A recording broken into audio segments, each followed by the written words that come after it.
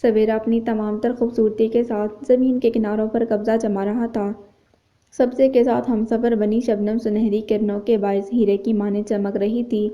وہ صبح کے دلکش مناظر کی دلدادہ تھی۔ سو چپکے سے بھی باغ کی جانب چلی آئی۔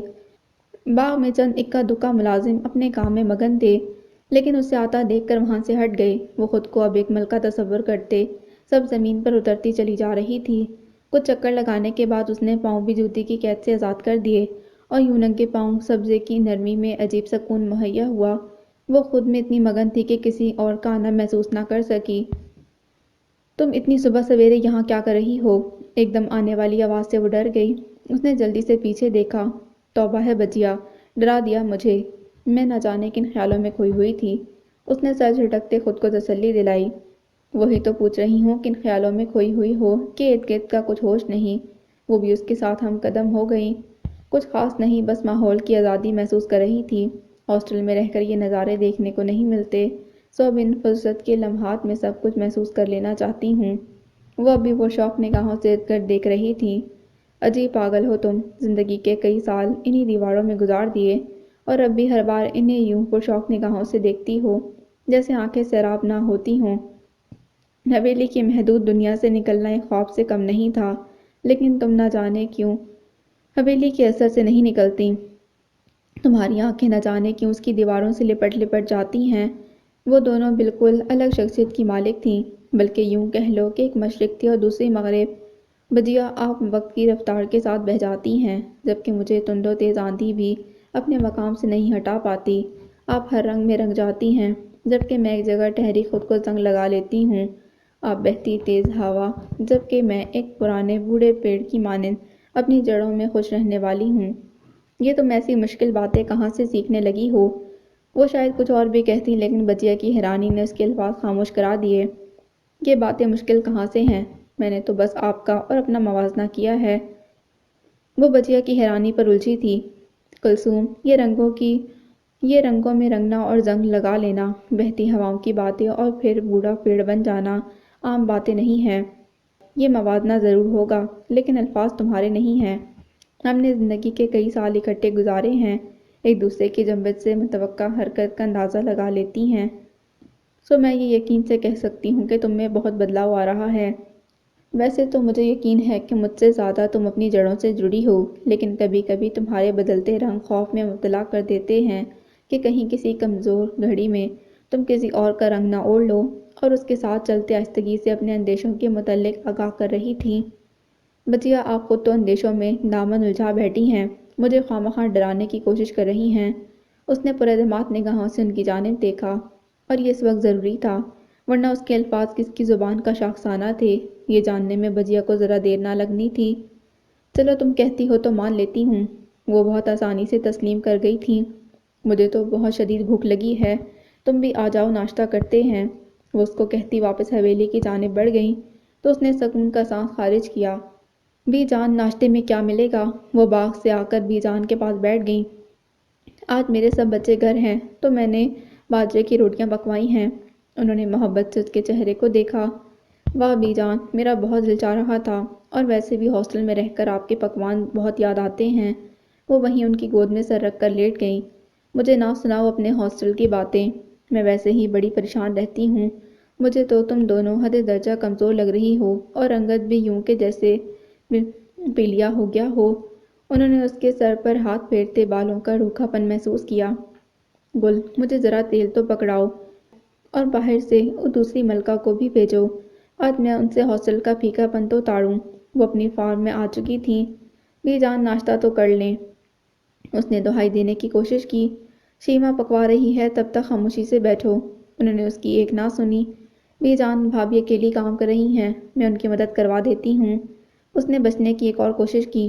فکر نہ کرو، تم دونوں کے لیے ڈھیروں کام رکھے ہوئے ہیں۔ اس کی ایک نہیں چلی تھی، سو خاموشی میں ہی آفس جانی۔ اسی اثناء میں کلثوم وہاں آ گئی۔ بی جان، اب کیا گل سارا دن ادھر ہی رہتی ہے؟ اس نے بی جان کے آس پاس گھومتی گل کو دیکھا۔ ہاں، ماں بیچاری بیمار ہے تو تب تک اس نے گل کو بھیج رکھا ہے۔ بڑی معصوم اور محنتی لڑکی ہے۔ انہوں نے گل کی تعریف کی، اور ایسا بہت کم ہوتا تھا، انہیں کم ہی کسی ملازم کا کام پسند آتا۔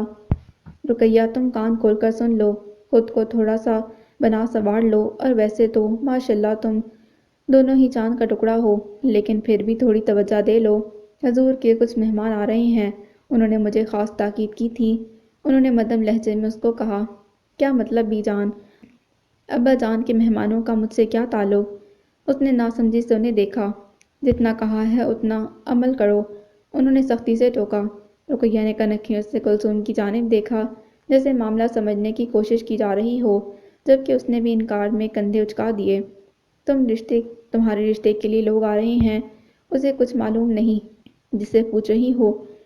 انہوں نے ان کی چوری پکڑ لی، سو مزید چھپانے سے بہتر بتانا لگا۔ بی جان، رشتہ ابھی سے میرے پیپر تو ہو لینے دیں، اس نے احتجاج کیا۔ تم سے مشورہ نہیں لیا، خاموش رہو، انہوں نے اسے سختی سے ٹوک دیا، لیکن اس کی خاموشی اقرار بالکل نہیں تھی۔ اسی وقت لاؤنج کا دروازہ کھلا، ان دونوں کی نگاہیں بیک وقت اٹھیں۔ مجتبیٰ نے پریشان نگاہوں سے ان کی جانب دیکھا، کیونکہ وہاں نگاہوں کے ساتھ ساتھ مسکراہٹ بھی ساکت ہوئی تھی۔ ہال کے مرکزی دروازے میں مختار احمد اپنی ازلی بے نیاز مسکراہٹ کے ساتھ کھڑے تھے۔ مجتبیٰ کچھ دیر پہلے والی شگفتگی کو اڑن چھو ہوتے دیکھ رہا تھا، لیکن خود کو ماحول کے تناؤ کا شکار ہونے سے روکنے کے لیے مسکراتے کھڑا ہو گیا۔ السلام علیکم دادا جان، آپ نے تو اچانک آ کر حیران کر دیا، وہ ان سے بغل گیر ہوتے ہوئے بولا۔ ہمارا دل آپ سے اداس تھا تو ملنے چلے آئے، ویسے بھی ہمیشہ پیاسا ہی کنویں کے پاس جاتا ہے۔ انہوں نے کنکھیوں سے ہال کے دوسرے کونے پر کھڑی رقیہ زبیر احمد کو دیکھتے بات مکمل کی۔ انہوں نے آنکھوں کی زبانی دیا پیغام واضح پڑھا، سو سلام دعا کرتے ہوئے انتظامات کا کہتی کچن کی جانب چلی آئیں۔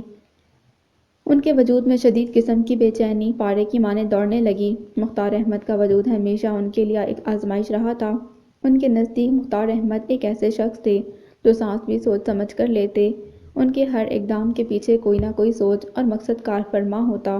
وہ ملازمہ سے لوازمات تیار کرواتے ہوئے اسی سوچ میں گم تھی کہ اس بار کی آمد کیا مقصد لیے ہوئے تھی، وہ اس بار کیا سوچ کر آئے ہیں۔ یہ خیال رقیہ زبیر احمد کی سوچ کو پراگندہ کیے ہوئے تھا۔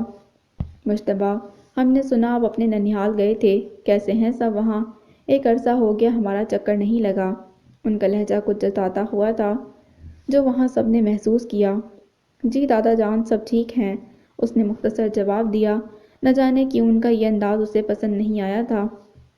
اس گھر میں ان کا مخبر کون ہے؟ سب سے پہلے تو میں اسے گولی ماروں گی۔ مختار احمد کی بات پر انہیں شدید طیش آیا، اور خود کلامی کرتے وہ یہ بھی بھول گئیں کہ ملازمہ ان کے بغل میں کھڑی ہے۔ دادا جان، اب کی بار کچھ دن رک جائیے گا، بہت عرصہ ہو گیا ہم نے اکٹھے وقت نہیں گزارا، اس نے محبت سے ان کا ہاتھ تھامتے ہوئے کہا۔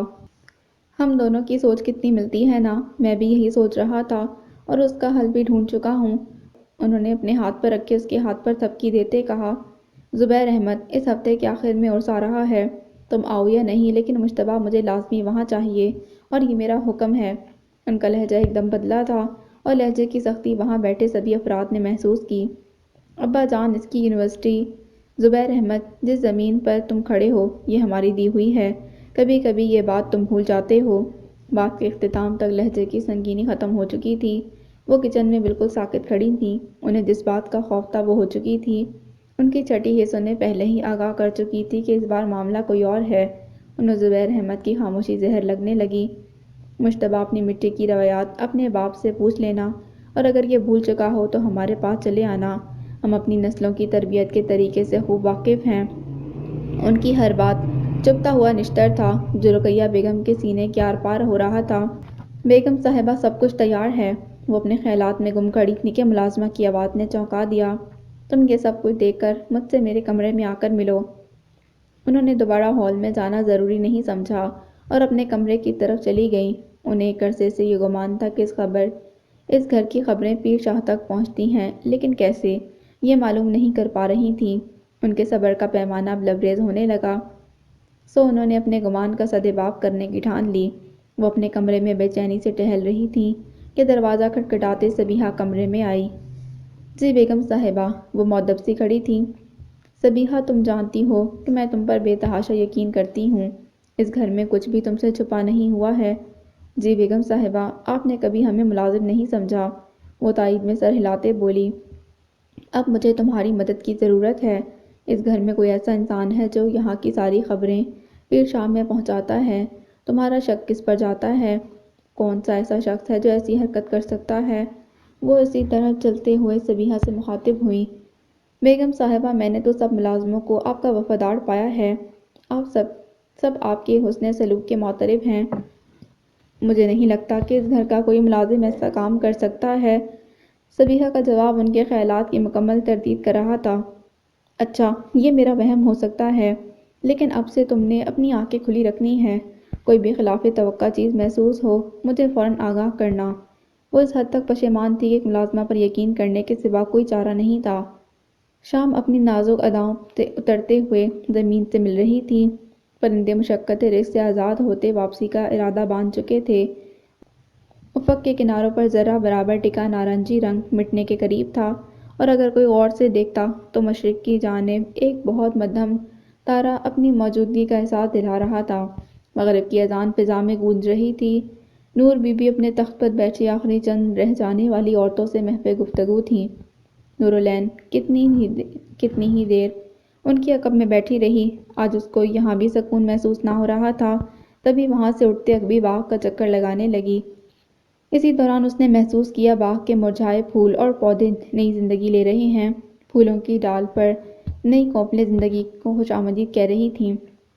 یہ منظر دیکھ کر اس کو بے تحاشا خوشی نے آن گھیرا۔ اسے کچھ دن پہلے یہاں آنے والا شخص یاد آیا، جس کی آمد نے اس مرجھائے گلشن کو دوبارہ آباد کر دیا تھا۔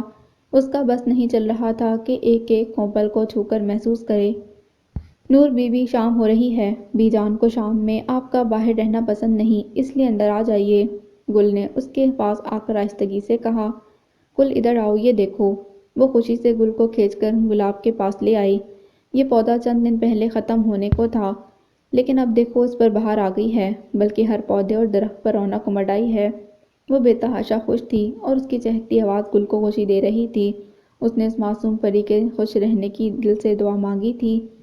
اس دن سیغم صاحب آئے تھے نا، یہ ان کے علم کا کمال ہے۔ گل نے اپنی طرف سے ایک راز سے پردہ اٹھایا۔ ہاں گل، یہ اسی شخص کے ہاتھوں کا کمال ہے، بلکہ اس کے ہاتھوں میں کوئی جادو ہے۔ کمال ہوتا تو اسے ظاہر ہونے میں کچھ دن لگتے۔ یہ تو جادو ہے جو پلک جھپکنے میں پتے پتے پر سحر پھونک گیا۔ وہ اس سے حد درجہ متاثر ہو گئی تھی۔ اچھا، سب باتیں چھوڑیں اور اندر چلیں۔ آپ بی جان سے مجھے ڈانٹ پڑوائیں گی؟ اس نے دوبارہ اس کی توجہ گہرے ہوتے اندھیرے کی جانب کرائی۔ ہاں چلو، وہ خوشی سے اس کی ہم قدم ہوئی۔ آپ چلیں، میں آتی ہوں۔ اسے شاید کوئی کام یاد آ گیا۔ وہ راہداری سے گزرتی ہال میں آئی تھی۔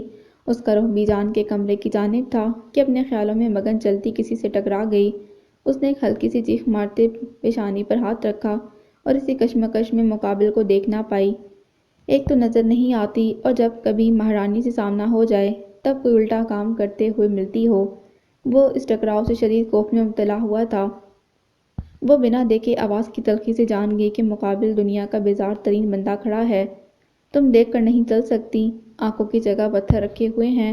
وہ مسلسل بولتا جا رہا تھا۔ ودود بھائی، میں… وہ پیشانی سے ہاتھ ہٹاتے کچھ بولنا چاہ رہی تھی، لیکن ہمیشہ کی طرح کچھ بول نہیں سکی۔ اپنی کم ہمتی پر آنکھوں میں آنسو چمکنے لگے۔ اسی پل ودود خاموش ہوا تھا۔ اس کی نظر نوری کی پیشانی پر چھائی سرخی اور ہلکی سی خون کی لکیر پر ٹک گئی۔ اسے چند لمحے لگے سمجھنے میں کہ کیا ہوا تھا۔ اس کی جیب میں بغیر کور کے پین رکھا ہوا تھا، اور یہ یقیناً عجلت کے باعث ہوا تھا، لیکن یہ عجلت کافی مہنگی پڑ گئی۔ چند لمحے کی تشویش کے باعث اس نے شکر کیا کہ آنکھ بچ گئی، ورنہ کچھ بھی ہو سکتا تھا۔ اس کا سارا غصہ اور بیزاری بھاپ بن کر اڑی تھی۔ نوری، ادھر آؤ، یہاں بیٹھو۔ وہ اسے بازو سے پکڑتا تھوڑے فاصلے پر رکھے صوفے کی جانب لے آیا۔ وہ حیرانی سے مقابل کھڑے درشت انسان کا نرم لہجہ اور انداز دیکھ رہی تھی۔ اس نے اکثر انسان کو غضبناک تیور کے ساتھ ہی دیکھا تھا، اور اب یوں ایک دم فکر مندی اسے ہضم نہیں ہو رہی تھی۔ اس کی آنکھوں کے لیے یہ منظر نیا تھا۔ بی جان ٹھیک کہتی ہیں، یہ دنیا کے ساتھ نہیں چل سکتی۔ وہ اسے بٹھانے کے بعد ارد گرد دیکھتے مدھم آواز میں نہ جانے کیا بول رہا تھا۔ گل، جلدی سے میڈیسن باکس لاؤ۔ اسی اثناء میں اسے گل نظر آئی۔ اس نے سکون کا سانس لیا۔ کیوں، کیا ہوا ہے؟ سر میرا چکرا رہا ہے، اور میڈیسن آپ لیں گے؟ وہ اسے ایسے دیکھ رہی تھی جیسے اس کا دماغ چل گیا ہو۔ اسی دوران اسے پیشانی پر شدید درد اور جلن محسوس ہونے لگی۔ تو اس نے ہاتھ ایک بار پھر اس جگہ پر رکھا، لیکن اب کی بار وہاں کچھ گیلا گیلا تھا۔ اس نے جلدی سے ہاتھ ہٹا کر دیکھا تو انگلیوں میں خون لگا تھا۔ ودود نے اسی پل سوچا کہ اب حویلی چیخوں سے گونجنے والی ہے، لیکن اس کے برعکس دوسری طرف مکمل سناٹا تھا۔ اتنی زیادہ نہیں لگی، میں ابھی خون صاف کر کے پائیوڈین لگا دوں گا، اس کے ساتھ درد کی دوا لے لینا تو بہت جلد آرام آ جائے گا۔ وہ اس کی خاموشی کا مطلب نہیں سمجھ پایا، تبھی اسے سہارا دینے کے لیے بولنے لگا، یہ گل بھی نہ جانے کدھر رہ گئی ہے۔ اس نے دوبارہ نورالعین کی طرف دیکھا تو وہاں خاموش آنسو بہتے چلے جا رہے تھے۔ اس پل اسے محسوس ہوا کہ مقابل بیٹھی معصوم سی لڑکی کے آنسو اسے تکلیف دے رہے تھے۔ نوری رو کیوں رہی ہو؟ زیادہ چوٹ نہیں ہے، ابھی بس چند منٹوں میں آرام آ جائے گا۔ وہ وہیں اس کے سامنے گھٹنوں کے بل بیٹھ گیا۔ وہ سمجھ نہیں پا رہا تھا کہ اسے کیسے خاموش کروائے۔ گیلیں چھوٹے صاحب۔ اسی لمحے گل میڈیسن باکس لے آئی تو اس نے فوراً سے اسے کھولتے ہوئے مطلوبہ سامان نکالا اور اس کے آنسو برداشت کرتے پیشانی سے رستے خون کو صاف کرنے لگا۔ نوری بی بی کو کیا ہوا؟ گل نے ڈرتے ڈرتے سوال کیا، کیونکہ مقابل ایک آتش فشاں تھا جو کسی وقت بھی پھٹ سکتا تھا۔ تم سوال بہت کرتی ہو گل، نظر نہیں آ رہا کہ اسے چوٹ لگی ہے؟ ہمیشہ کی طرح وہ کڑوا ہی بولا تھا۔ نورالعین کیا ہوا؟ تم کیوں رو رہی ہو؟ شیما بیگم آوازیں سن کر اس طرف آئی تھیں، لیکن سامنے کا منظر پریشان کن تھا۔ آپ لوگ عدالت کیوں نہیں لگا لیتے؟ ایک بار ہی پوچھ لیں جو پوچھنا ہے۔ وہ یوں بار بار سب کے پوچھنے سے الجھن کا شکار ہوا تھا۔ انہیں اس کا جواب شدید ناگوار لگا، تبھی اس کی جانب سے دوبارہ کوئی سوال نہیں آیا۔ وہ بھی ان کی خاموشی محسوس کر گیا، تبھی آرام سے ساری وضاحت دی۔ میں نے زخم صاف کر دیا ہے، اب اس کا دھیان رکھیے گا، اور تم درد کی دوا ضرور لے لینا۔ وہ میڈیسن باکس بند کرتے اٹھ کھڑا ہوا۔ اس کے اٹھتے شیما بیگم اس کے ساتھ بیٹھ گئیں اور اسے تسلی دینے میں مصروف تھیں۔ ان کی تشویش نے اسے خوشی دی تھی، بلکہ مدھم سا مسکراتا اپنے کمرے کی طرف بڑھنے لگا۔ اسی دوران اس نے ایک وجود کمرے میں غائب ہوتے دیکھا۔ اس کی مسکراہٹ اچانک سمٹی تھی، کیونکہ وہ جانے والے کو پہچان چکا تھا۔ اس نے دوبارہ پیچھے بیٹھی نورالعین اور ماں کو دیکھا اور تعصب سے سر ہلا دیا۔ عجیب پتھر دل لوگ ہیں۔ بی جان ٹھیک ہی فکر مند رہتی ہیں اس کے متعلق۔ اسے محسوس بھی نہیں ہوا کہ وہ ان چند لمحوں میں بی جان کی کتنی ہی باتوں سے متفق ہو چکا تھا۔ یہ لاہور کا تقریباً پوش علاقہ تھا۔ وہ سیاہ رنگ بڑے سے گیٹ کے سامنے کھڑے تھے اور انداز بتا رہا تھا وجود کی گہرائیوں میں کچھ چل رہا ہے۔ انہیں بیل بجائے کافی لمحے گزر گئے کہ ابھی تک کوئی جواب موصول نہیں ہوا۔ کچھ سوچتے واپسی کو قدم موڑے کہ دروازے کے پار سے کھٹ پٹ سنائی دے گئی۔ جی کون؟ دروازہ کھولنے والی ایک نوجوان لڑکی تھی جو تفتیشی نگاہوں سے انہیں دیکھ رہی تھی۔ مجھے افشین سے ملنا ہے، انہوں نے جلدی سے مدعا بیان کیا۔ کیوں؟ اگلے سوال نے انہیں بوکھلا دیا۔ اب وہ سوچ رہے تھے کہ انہیں آنا ہی نہیں چاہیے تھا، انہیں یونیورسٹی میں ہی بات کرنی چاہیے تھی، لیکن پشیمانی نے سکون لینے نہیں دیا۔ اس لڑکے کے تاثرات اور جانچتی نگاہوں نے انہیں کوفت میں مبتلا کر دیا۔ بولو گے یا دروازہ بند کر دوں؟ اس لڑکی کے تاثرات اور الفاظ دونوں سے وہ خود کٹہرے میں کھڑا محسوس کر رہے تھے۔ میں افشین کا کولیگ ہوں اور ایک ضروری کام کے سلسلے میں یہاں آیا ہوں۔ آپ ان سے کہیں حازم شفیق آئے ہیں، یقیناً آپ کی تشفیع ہو جائے گی۔ انہوں نے اپنی بات مکمل کی اور نگاہوں کا زاویہ پھیر لیا۔ دروازہ دوبارہ بند ہو گیا تھا۔ وہ جانچتی نگاہوں سے ارد گرد کے ماحول کا جائزہ لینے لگے۔ ایک لڑکی کو گئے چند ہی لمحے ہوئے تھے کہ دوبارہ دروازہ کھولا گیا اور اس بار وہاں افشین ہی کھڑی تھی۔ اس کی آنکھوں سے حیرانی واضح ہو رہی تھی۔ آپ یہاں، میرے لیے بہت سرپرائزنگ بات ہے۔ وہ حد درجہ خوش ہو رہی تھی اور اس کی خوشی انہیں چند لمحے پہلے شکار ہونے والی شرمندگی سے نکال رہی تھی۔ تم یونیورسٹی نہیں آئی تو میں یہاں آ گیا، انہوں نے وضاحت دی۔ آپ اندر آئیں پلیز۔ وہ اس کے میت میں ڈرائنگ روم میں داخل ہوئے۔ ایک نظر دیکھنے سے ہی اندازہ ہوتا تھا کہ مکی خوشحال زندگی گزار رہے ہیں۔ یقیناً آپ چائے لیں گے؟ اس کے اتنے پر یقین لہجے پر انہیں حیرت نہیں ہوئی، کیونکہ ان کو جاننے والے یہ جانتے تھے کہ انہیں چائے بہت پسند تھی۔ افشین، میں اس دن کے لیے تم سے معذرت کرنے آیا تھا۔ وہ جس بات کے لیے آئے تھے، انہوں نے آغاز کیا۔ آپ پرانی بات کو چھوڑیں، میں بھول چکی ہوں، سو آپ بھی بے فکر ہو جائیں۔ افشین کا مزاج حد درجہ خوشگوار محسوس ہو رہا تھا۔ یہ تمہارا بڑا پن ہے کہ تم بھول گئی ہو، لیکن میں وضاحت دینا ضروری سمجھتا ہوں۔ انہوں نے ایک بار پھر بات شروع کرنا چاہی۔ میں نے کہا نا کہ رہنے دیں، وہ اپنی بات پر اڑی ہوئی تھیں، سو انہیں بھی بات کو طول دینا اچھا نہیں لگا۔ انہیں بات کرتے کچھ لمحے ہی گزرے تھے کہ وہ ایک لڑکی لوازمات سے سجی ٹرالی لے آئی۔ اس کے مزاج اب بھی خوشگوار محسوس نہ ہو رہے تھے، سو انہوں نے بھی توجہ دینا ضروری نہیں سمجھا۔ یہ نوشین ہے، میری چھوٹی بہن، افشین نے رسمی تعارف کروایا، سو انہوں نے بھی جواباً سر ہلا دیا۔ ویسے ایک بات پوچھوں؟ ہاں بالکل پوچھو۔ آپ نے کہا تھا کہ آپ کی ایک ہی بہن ہے، تو دوسری لڑکی ساتھ کون تھی؟ وہ کہنے کو بات ختم کر چکی تھی، لیکن دوسری لڑکی کے انداز اور تیور اسے بھولے نہیں تھے، اور نہ چاہتے ہوئے بھی وہ اس کا پوچھ بیٹھی تھی۔ تم شاید عزت کا پوچھ رہی ہو؟ جی، اس نے مقابل کے چہرے کے بدلتے تاثرات واضح محسوس کیے۔ ہم لوگ بچپن سے ساتھ ہیں، دیواریں ایک ہونے کے ساتھ ساتھ دل بھی ایک ہیں۔ میری امی اور خالہ کے درمیان بہنوں جیسا پیار ہے۔ انہوں نے چائے کا کپ میز پر واپس رکھتے مسکرا کر جواب دیا۔ اچھا، اس کی اچھا میں اب بھی کئی سوال چھپے تھے، لیکن اس نے وہ سب کسی اور وقت کے لیے اٹھا رکھے۔ ویسے میں یہ پوچھنا تو بھول گیا کہ آپ کی غیر حاضری کس وجہ سے تھی؟ وہ مدعے کی بات پر آئے۔ وہ جو یہاں بس چند لمحے رکنے آئے تھے، لفظوں کی روانی میں بہہ گئے۔ افشین کے کہکوں نے وقت کو پڑ لگا دیے تھے۔ ماما، یہ سب تیاریاں کس لیے ہیں؟ وہ مندی مندی آنکھیں کھولے حیرانی سے انہیں دیکھ رہی تھی۔ سرپرائز! انہوں نے اس کی حیرانی کا بھرپور مزہ لیا۔ اب آپ مجھے تنگ کر رہی ہیں۔ وہ ان کے بستر پر دراز ہو گئی۔ یہ کیا تمہارا پھر سونے کا ارادہ ہے؟ اس کی سستی انہیں ایک آنکھ نہ بھائی تھی۔ آپ کو یوں فریش دیکھ کر میری ساری پریشانی ختم ہو گئی، اور اب سکون کی نیند سونے کا دل کر رہا ہے۔ اس نے ان کی گھورتی آنکھوں سے بچنے کے لیے تکیہ چہرے پر رکھ لیا۔ فوراً سے پہلے اٹھ جاؤ، ورنہ مجھ سے برا کوئی نہیں ہوگا۔ انہوں نے اس کے ہاتھ سے تکیہ چھینا۔ ماما، آپ کو ڈانٹنا نہیں آتا تو کیوں کوشش کرتی ہیں؟ وہ بیٹھ چکی تھی، لیکن مسکراہٹ اس کے لبوں کے گوشے سے چمٹی ہوئی تھی۔ لامیا، بہت تنگ کرنے لگی ہو۔ اسے اس کے حال پر چھوڑتے دوبارہ سے اپنے کام کی جانب متوجہ ہو گئیں۔ اچھا، میں آپ کی مدد کرتی ہوں، لیکن پہلے بتائیں کہ یہ سب تیاری کس لیے ہے؟ وہ ان کے ساتھ آ کھڑی ہوئی، لیکن اپنی بات پر قائم تھی۔ تم بھی کوئی بات سرپرائز نہیں رہنے دیتی۔ ابراہیم فیملی ٹرپ کا پلان کر رہے ہیں، اور انہوں نے تم سے چھپانا تھا، لیکن مجال ہے تم سے کوئی چیز چھپی رہ جائے۔ آپ جانتی ہیں نا، مجھ سے تجسس برداشت نہیں ہوتا۔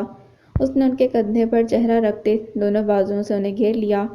اب یہ بتا دیں کہ ہم جائیں گے کہاں؟ یہ مکھن لگانا بند کرو اور فشنگ کا سامان اسٹور روم سے نکالو۔ وہ اس کے بازو پیچھے ہٹاتے بولی۔ کیا واقعی؟ آپ نے کہا فشنگ کا سامان؟ مطلب ہم ساحل پر جا رہے ہیں؟ وہ بچوں کی طرح خوش ہو رہی تھی۔ سمندر اس کی کمزوری تھا، اس کے اختیار میں ہوتا تو وہ کچھ مخصوص وقت پانی میں پاؤں لٹکائے بیٹھے رہتی، ساحل کنارے باہیں کھولے ہوا سنگ بہتی رہتی۔ اب اتنے عرصے بعد ان سب کے اکٹھے جانے کی بات نے اسے شدید خوشی دی تھی۔ آپ بس دیکھتی جائیں، جب تک آپ کپڑے وغیرہ رکھیں گی تب تک میں ساری تیاری کر لوں گی۔ وہ عجلت میں کمرے سے باہر نکل گئی۔ سمندر کی بات پہ کیسے اس کی آنکھیں کھل اٹھی تھیں اور اس کی خوشی کو محسوس کر رہی تھیں۔ شام حویلی کے چوباڑوں پر دستک دے رہی تھی۔ بی جان مغرب پڑھنے کے لیے کمرے میں جا چکی تھیں، اور گلن کا سامان سمیٹتے ہوئے اگبی باغ کا دروازہ بند کر چکی تھی۔ حویلی میں مکمل سکوت طاری تھا، کوئی چہل پہل نہیں تھی۔ اسی لمحے مردانہ مجلس کے دروازے پر دستک دی گئی، جو کافی گونجدار تھی۔ السلام علیکم۔ اجازت ملنے پر اندر داخل ہو گئی، اور اب سر جھکائے ان کے سامنے کھڑی تھی۔ احمد علی چٹھا نے ناقدانہ نگاہوں سے آنے والے کو دیکھا۔ مقابل کھڑا انسان کبھی یوں چل کر ان کے پاس نہیں آیا تھا۔ یقیناً کوئی خاص بات تھی۔ کیا بات ہے؟ اس طرح نہ بے سبب تو نہیں ہوگا؟ وہ ہاتھ میں پکڑی فائل ایک طرف رکھ چکے تھے، کیونکہ آنے والے کے چہرے پر لکھا تھا، اسے سنا جائے۔ آپ سے ضروری بات کرنی تھی۔ تمہید باندھی گئی۔ حویلی کے معاملات کے لیے نور بیگم موجود ہیں، پھر تمہیں یہاں آنے کی ضرورت کیوں پیش آئی؟ ان کے لہجے میں حیرانی پنہاں تھی۔ جو بات میں کرنے آئی ہوں اس کا فیصلہ آپ کے اختیار میں ہے۔ وہ دھیمے لہجے میں بول رہی تھی، جیسے آواز کی چار دیواری تک محدود رکھنا مقصود ہو۔ میں سن رہا ہوں۔ اس کے انداز میں کچھ تو ایسا تھا جس نے ان کی توجہ کھینچ لی۔ مقابل کے لبوں کی قید سے لفظ آزاد ہو رہے تھے، اور ان کے چہرے پر تناؤ کی جھلک واضح ہوتی جا رہی تھی۔ وہ آہستگی سے بولتے چند لمحوں میں اپنی بات ختم کر چکی تھیں۔ ایک گمبھیر خاموشی اوڑھ لی تھی، اور منتظر نگاہوں سے کھڑی تھیں۔ اب نہ جانے کیوں دل میں ایک ڈر سا جاگ گیا تھا۔ کچھ لمحوں بعد انہوں نے پہلو میں رکھی فائل اٹھائی اور اسے ہاتھ کے اشارے سے جانے کا اشارہ کیا، اور انہیں ہاتھ کے اشارے سے جانے کا کہہ دیا۔ اس اشارے کے بعد انہوں نے لمحہ نہ لگایا اور وہاں سے نکل گئیں۔ مردانہ مجلس کے باہر کھڑے ہو کر اس نے دل کی دھڑکنوں کو قابو کیا۔ اور ارد گرد دیکھا کہ کسی نے انہیں یہاں آتے دیکھا تو نہیں۔ اس نے مکمل اطمینان کیا اور فوراً وہاں سے نکل گئیں کہ اس کا کسی کی نظر میں آنا مشکل پیدا کر سکتا تھا۔ ہال میں پہنچ کر اس نے فاتحانہ نگاہوں سے بی جان کے کمرے کی طرف دیکھا اور جلدی سے اپنے کمرے کی جانب بڑھ گئیں۔ وہ اپنا وار کرائی تھی، اتنے سالوں بعد اس نے کچھ کرنے کی ٹھانی تھی اور اب ہر حال میں قسمت کو اس کا ساتھ دینا تھا۔ موسم انتہائی خوشگوار تھا، ٹھنڈی ہوا نے گرمی کی تپش کو کم کر دیا، فلک پر بادل بھی ہوا سنگ تیرتے محسوس ہو رہے تھے۔ چھوٹے سے صحن میں موسم کی خوشگواری محسوس نہیں کر پا رہی تھی، سو ہاتھ میں کتاب لیے چھت پر چلی آئی۔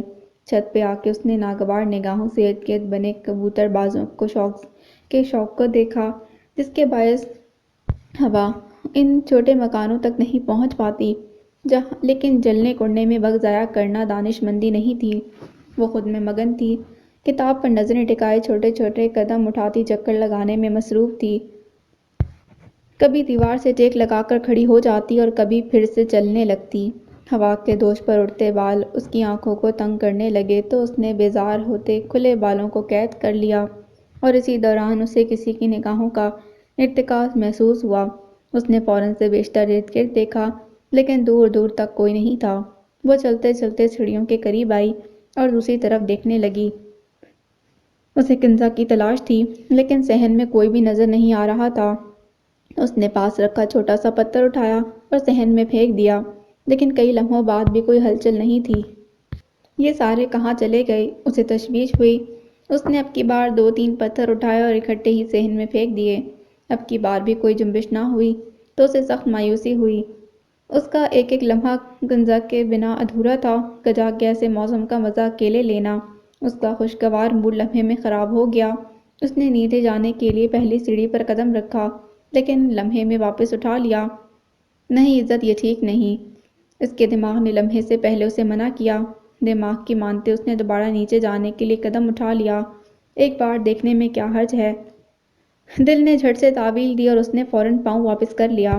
اس نے آہستگی سے چھوٹی سی دیوار پار کی اور چھوٹے چھوٹے قدم اٹھاتی سامنے نظر آتے کمرے کی طرف بڑھنے لگی۔ چند لمحوں میں وہ دروازے کے سامنے کھڑی تھی۔ اس نے ہاتھ بڑھا کر دروازہ کھولنا چاہا۔ عزت کے شریفوں والے کام نہیں۔ دماغ نے ایک بار پھر سے کوشش کی۔ اس نے اپنا بڑا ہاتھ واپس کیا اور قدم پیچھے کو موڑ لیے۔ وہ کون سا بڑے مہان کام کر رہے ہیں؟ دل نے فٹ سے اس کی حمایت کی۔ دونوں چپ کرو، میں خود ہی سوچ لوں گی کہ کیا کرنا ہے۔ اس کا طریقہ ایسا تھا جیسے سامنے کوئی 2 چھوٹے بچے کھڑے ہوں۔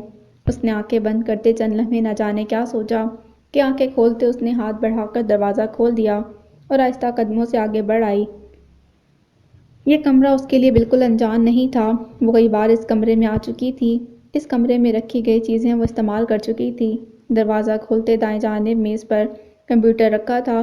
اسے معلوم تھا یہ کمپیوٹر انہوں نے اپنے دور طالب علمی میں پیسے جوڑ کر لیا، اور اسی سبب لیپ ٹاپ ہونے کے باوجود وہ اپنی جگہ پر قائم تھا۔ اسے معلوم تھا وہ اپنی پرانی چیزوں کو وقت کے بہاؤ پر بہنے نہیں دیتے۔ میز کے ساتھ ایک الماری جس میں کتابیں تھیں، اور یہاں رکھی کئی کتابیں وہ پڑھ چکی تھی۔ اس نے سارے کمرے میں ایک تائرانہ نگاہ ڈالی۔ اپنے اس طرح آنے کا اسے کوئی فائدہ نظر نہیں آ رہا تھا۔ ایک آخری کوشش کے طور پر اس نے کتابوں کی الماری دیکھنی شروع کر دی، کیونکہ انہی کتابوں سے محبت تھی اور ان کو جاننے والے انہیں کتابوں کا تحفہ ہی دیتے تھے۔ میں یہ سب کیوں کر رہی ہوں؟ اس کے دماغ نے ایک بار پھر سے سوال کیا۔ یہ اچھی چیز نہیں، مجھے واپس جانا چاہیے۔ دل اور دماغ آخر ایک بات پر متفق ہوئے تو اس نے اپنا ہاتھ پیچھے ہٹا لیا۔ وہ مڑنے ہی والی تھی کہ نگاہوں نے کچھ الگ سا محسوس کیا۔ اس نے ہاتھ بڑھا کر کتاب نکالی اور حیران رہ گئی۔ سرورق پر پروین شاکر لکھا تھا۔ وہ شاعری سے شغف نہیں رکھتی تھی، اور اسے یہ بھی معلوم تھا کہ ان کتابوں کے مالک کو بھی کوئی خاص پسند نہیں تھی۔ یعنی یہ نیا شوق ہے؟ اس نے بلند آواز سے تبصرہ کیا۔ اس نے پہلا صفحہ کھولا تو چونک گئی۔ یہ تحفہ تھا، اور شاید وہی چیز جو وہ ڈھونڈ رہی تھی۔ گلاب کا مقصد خوشبو بانٹنا ہوتا ہے، لیکن دنیا کا کوئی گلاب ایسا نہیں جو سالوں تک خوشبو تقسیم کرتا رہے۔ آپ کے ہاتھ میں موجود کتاب کو لکھنے والی خوشبو کی شاعرہ ہے، اور مجھے یقین ہے جب تک آپ کے پاس رہے گی، خوشبو بکھیرتی رہے گی۔ کتاب کے پہلے صفحے پر لکھا انتباس اسے جی جان سے چونکا گیا۔ کتاب کا ایک صفحہ تھوڑا سا مڑا ہوا تھا، جس کا مطلب اس کا مطالعہ جاری تھا۔ اس نے دھڑکتے دل کے ساتھ وہ صفحہ کھولا اور سامنے نظر آتے الفاظ کو پڑھنے لگی۔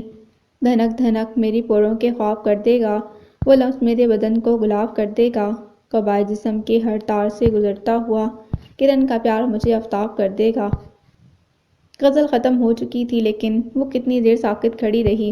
شاعری اس قدر لطیف ہوتی ہے، اس کا اندازہ اسے آج ہوا تھا۔ اس نے کتاب بند کی اور واپس رکھ دی۔ جو وہ ڈھونڈنے آئی تھی مل گیا تھا۔ یہ چوری چھپے جو کارنامے ہو رہے ہیں نا، ایک بار میمونہ خالہ کو پتہ چل گیا تو حقیقت میں لاجواب ہو جائیں گے۔ اس نے دل کی بھڑاس اونچی آواز میں نکالی اور پاؤں پٹکتی واپسی کے لیے مڑ گئی۔ وہ مڑتے ہی کسی سے ٹکرائی تھی۔ گھر میں کوئی نہیں تھا، وہ کمرے میں اکیلی تھی، تو اس وقت اس کے پیچھے کون تھا؟ اس کی آنکھیں کھلنے سے پہلے ہی جان نکلنے والی تھی۔ جتنے خوفناک باتیں اس نے سن رکھی تھیں وہ سب ایک لمحے میں اس کے دماغ میں گردش کرنے لگیں۔ کیا میں پوچھ سکتا ہوں تم یہاں کیا کر رہی تھی؟ اس نے اپنے بہت قریب آواز سنی اور اسی پل اس نے سکون کی سانس لی۔ وہ اس آواز کو پہچانتی تھی۔ آپ نے مجھے ڈرا دیا، اس نے آنکھیں کھولتے ڈرتے لہجے میں کہا۔ تم یہاں کیا کر رہی تھی؟ میں؟ مشکل مرحلہ تو اب آیا تھا۔ میں وہ کتاب لینے آئی تھی۔ اسے فوراً سے بہانہ سوجا تھا، سو اس نے فٹ سے بول دیا۔ اس کے جواب نے مقابل کو خاموش کر دیا تو وہ سمجھی بہانہ کام کر گیا۔ امی انتظار کر رہی ہوں گی، مجھے جانا چاہیے۔ وہ اس کے بالکل سامنے کھڑے تھے اور انداز ایسا کہ اسے جانے نہیں دیں گے۔ اس نے ایک طرف ہو کر نکلنا چاہا۔ وہ ایک قدم بھی نہیں اٹھا پائی کہ انہوں نے اسے دونوں کندھوں سے تھام لیا۔ وہ اس آفت کے لیے کب تیار تھی؟ اس نے مقابل کی آنکھوں میں دیکھا جہاں ایک وحشت رقم تھی۔ اس نے ایسی آنکھیں کب دیکھی تھیں؟ ایسے تیور اس کے لیے کب آشنا تھے؟ اپنے وجود پر صنف مخالف کی ایسی سختی اس نے کب برداشت کی تھی؟ حازم بھائی کیا کر رہے ہیں؟ ایک لمحے کے لیے ڈری تھی لیکن اپنی ساری ہمت جمع کرتے اس نے اس ڈر کو بھگایا اور انہیں پیچھے دھکیلنے کی کوشش کی۔ اس نے انہیں جتنی شدت سے پیچھے دھکیلا، انہوں نے اتنی ہی شدت سے اس کے کندھوں پر گرفت مضبوط کی، ایک جھٹکے سے اپنے مقابل کھڑا کر لیا۔ ان کے اس انداز پر وہ شردہ رہ گئی۔ میں نے خود تمہیں دیوار پار کرتے دیکھا تھا۔ یہاں جو سب تم کر رہی تھی وہ سب میں دیکھ رہا تھا، پھر تم کیسے جھوٹ بول سکتی ہو؟ وہ ایک ایک لفظ چبا کر بول رہے تھے۔ ان کے الفاظ نے اسے شرمندہ کرنے میں کوئی کسر نہیں چھوڑی۔ وہ اسے سب کرتا دیکھ رہے تھے، لیکن کیسے؟ کوئی اور وقت ہوتا تو وہ اس معاملے پر غور کرتی۔ ابھی تو اسے یہاں سے نکلنا تھا۔ یہ اتنی بڑی بات تو نہیں کہ اس پر یوں اسے جھنجھوڑ دیا جائے۔ حازم بھائی مجھے چھوڑیں۔ اس نے ایک بار پھر ان کی گرفت سے نکلنے کی کوشش کی۔ عزت تم کیوں کرتی ہو ایسا؟ کیوں بار بار میرے صبر کا پیمانہ لبریز کرتی ہو؟ کیوں ایسی حرکتیں کرتی ہو کہ میں پرانے رشتے بھول کر نئے زاویوں سے سوچنے لگوں؟ انہوں نے بات کا اختتام کرتے اس کے کندھوں سے ہاتھ ہٹا لیے۔ آپ پہلے تو ایسے نہیں تھے، یہ سب اس لڑکی کا کیا دھرا ہے نا، اسی کی وجہ سے آپ اتنے تبدیل ہو گئے ہیں، آپ کو کسی چیز کا ہوش نہیں رہتا۔ ان کے ہاتھ ہٹاتے ہی وہ بری طرح چیخنے لگی۔ عزت میری بات سنو۔ وہ ایک بار پھر اسے پکڑنے کو آگے بڑھے لیکن اس بار وہ انجان نہیں تھی۔ وہ فوراً پیچھے ہٹی اور الماری سے وہی کتاب دوبارہ نکال لی۔ اس کا پہلا صفحہ کھولتے ان کے سامنے لہرایا اور وہ جو اسے روکنے کو آگے بڑھے وہیں تھم گئے۔ یہ ایسی باتیں کون کسی کو بلا وجہ کہتا ہے؟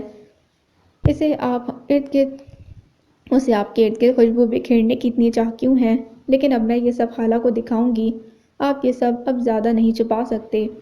وہ کسی طرح ان کے قابو میں نہیں آ رہی تھی، سو انہوں نے کوشش ترک کر دی۔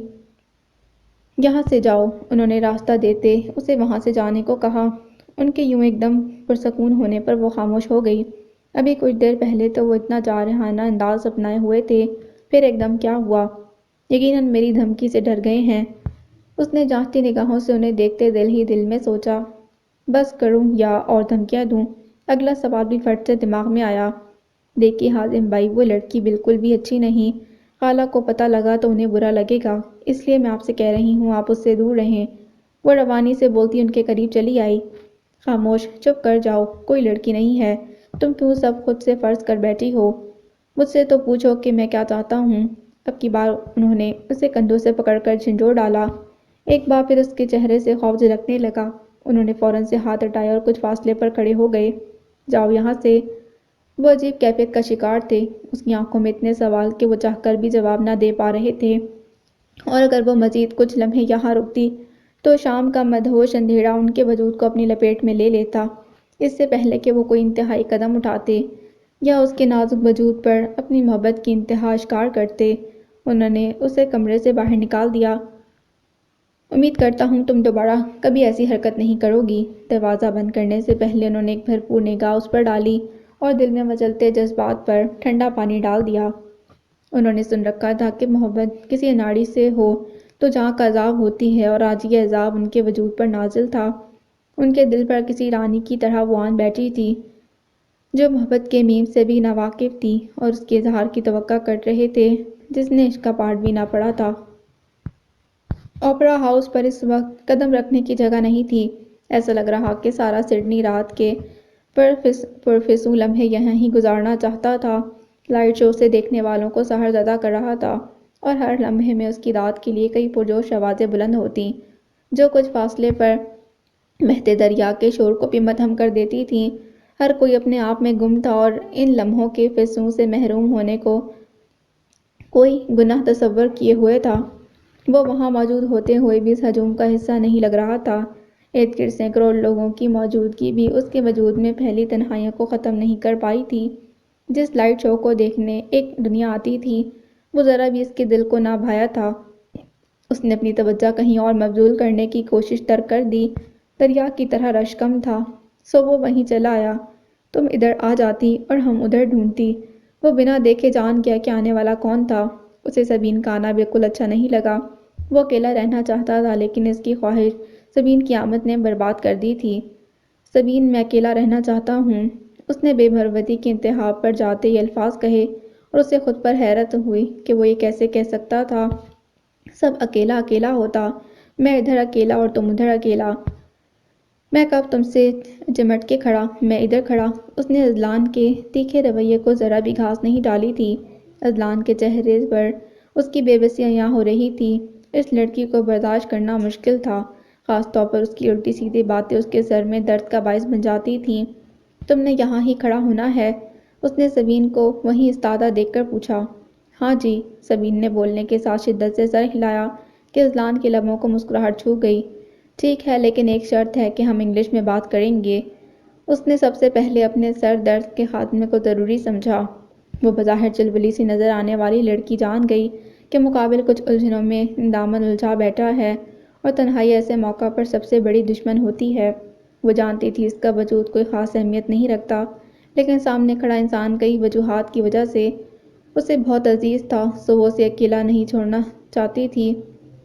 اسی لیے اس کی ساری شرائط آسانی سے مان گئی۔ تم اداس ہو؟ اس نے اگلے ہی لمحے اس کی بات پر عمل درآمد کیا تو اذلان نے سکون کا سانس لیا۔ اب ان کے درمیان بات ہو سکتی تھی۔ نہیں، ایسا تو نہیں ہے، اس نے شدت سے انکار کیا۔ تمہیں پتہ ہے تم جھوٹ نہیں بول سکتے، تو پھر کیوں بلا وجہ خود کو مشکل میں ڈالتے ہو؟ سبین نے آگے کو جھکتے اس کی آنکھوں میں دیکھا، جہاں واضح اداسی رقم تھی۔ مجھے ایسے شور شرابے والی جگہیں پسند نہیں۔ لوگوں کے جمع غفیر میں مجھے اپنا دم گھٹتا محسوس ہوتا ہے، اور یہاں تم دیکھ رہی ہو لوگ ایسے پاگلوں کی طرح چلے آئے ہیں۔ میں بہت بے سکون ہو رہا ہوں۔ وہ متواتر بولتا چلا گیا، شاید مقابل کا دھیان ہٹانا چاہتا تھا۔ تم مجھے پاگل سمجھتے ہو؟ اس میں سمجھنے والی کون سی بات ہے؟ اس نے نہایت سنجیدگی سے جواب دیا۔ وہاں ایک نادیدہ خاموشی کی دیوار قائم ہو گئی۔ وہ کچھ بولنا نہیں چاہتا تھا، لیکن مسئلہ یہ تھا کہ وہ کچھ سننا بھی نہیں چاہتا تھا۔ وہ اپنے ارد گرد بکھری دنیا کی رنگینیوں کو چھوڑ بہتے پانی کے شور کو عزیز سمجھتا رہا۔ ہائے، محبت کے ڈسے ہوئے لوگ! میری لامیا سے کچھ دیر پہلے بات ہوئی ہے۔ وہ یہ بات شروع نہیں کرنا چاہتی تھی، لیکن اس کے بے خودی نے ہاتھ باندھ دیے تھے، اور نہ جانے کیوں دل میں ہلکی سی ٹھیس بھی اٹھی تھی۔ اچھا، کیا بات ہوئی؟ لامیا کی بات ہو اور وہ لاتعلق رہے، یہ ممکن نہیں تھا۔ اس ایک نام کو نظر انداز وہ نہیں کر سکتا تھا۔ اس کی آنکھوں میں ابھرتا اشتیاق۔ اسے چند قدم دور کھڑی لڑکی نے واضح دیکھا۔ وہ اپنی فیملی کے ساتھ ٹور پر ہے۔ انہیں آنکھوں میں شدید مایوسی چھائی تھی۔ وہ شاید خوش فہم تھا کہ وہ تھوڑے فاصلے پر صحیح لیکن موجود ہے، لیکن یہ خبر اس کی امیدوں کی ساری ہوا نکال گئی۔ ٹور پر کہاں؟ وہ نہیں پوچھنا چاہتا تھا، بالکل نہیں، لیکن پوچھ چکا تھا۔ وہ لامیا کے ذکر سے انجان نہیں رہ سکتا تھا۔ تمہاری بات نہیں ہوئی؟ اب وہ حیران ہوئی، کسی حد تک اداسی کے محرکات بھی سمجھنے لگی تھی۔ میں کچھ مصروف تھا، تو بات نہیں ہو سکی۔ شاید خود کو وضاحتیں دے رہا تھا کیونکہ مقابل کو سب سمجھ آ گئی تھی۔ اذلان مجھے آئس کریم کھانی ہے، وہ ایک دم چیخ کر بولی کہ وہ چونک سا گیا۔ یہاں آئس کریم کہاں سے آئے گی؟ وہ اس پل پل بدلتی لڑکی کو سمجھ نہیں پا رہا تھا۔ دیکھو کتنا بیکار سا ماحول ہے، لوگ پاگلوں کی طرح چیختے جا رہے ہیں، مجھے بالکل مزہ نہیں آ رہا۔ آؤ یہاں سے چلتے ہیں اور راستے میں آئس کریم کے مزے لیتے ہیں۔ اتنے جھوٹ بولنے پر اللہ جی معاف کرے گا۔ وہ ابھی اس کی بات سمجھ نہیں پایا کہ اس نے اذلان کو بازو سے پکڑ کر کھینچنا شروع کر دیا۔ اس کی ساری مزاحمت دھری کی دھری رہ گئی۔ انہیں چند لمحے لگے تھے اس پرشور ماحول سے نکلنے میں، تب تک اس نے اذلان کا بازو نہیں چھوڑا کہ مبادا ہاتھ چھوٹنے پر بھاگ نہ جائے۔ کئی لوگوں نے مسکراتی نگاہوں سے اس منظر کو دیکھا، لیکن وہ ہر چیز سے انجان بس چلتی جا رہی تھی اور مارکیٹ آنے تک بنا اس کی سنے بس چلتی گئی۔ پتہ نہیں تم لامیا کو کیوں پسند ہو، مجھے تو تم نے چند لمحوں میں پاگل کر دیا ہے۔ وہ قہربار نگاہوں سے اسے دیکھتا آئس کریم کی طرف آ گیا اور وہ کسی حد تک مطمئن ہو گئی۔ کون سا فلیور لوگی؟ اذلان نے بیزار لمحے میں اسے پوچھا، جو پیچھے گاڑی سے ٹیک لگائے کھڑی تھی۔ چاکلیٹ، یک لفظی جواب گولی کی طرح موصول ہوا۔ جس طرح کے عجیب و غریب ہے ذوق بھی ویسا ہی ہے۔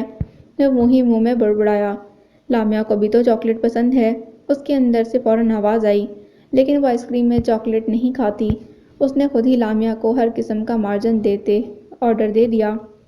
وہ اس سرپھری لڑکی سے دور رہنا چاہتا تھا، تبھی آرڈر دینے کے بعد واپس نہیں گیا، بلکہ وہیں کھڑا کاؤنٹر بوائے سے گفتگو کرنے لگا۔ اسی لمحے اس نے کاؤنٹر بوائے کی توجہ باتوں کی بجائے روڈ کی طرف دیکھی تو نہ چاہتے ہوئے بھی متوجہ ہو گیا۔ سبین کے پاس کوئی شخص کھڑا تھا اور انداز بتا رہا تھا کہ گفتگو عام نہیں۔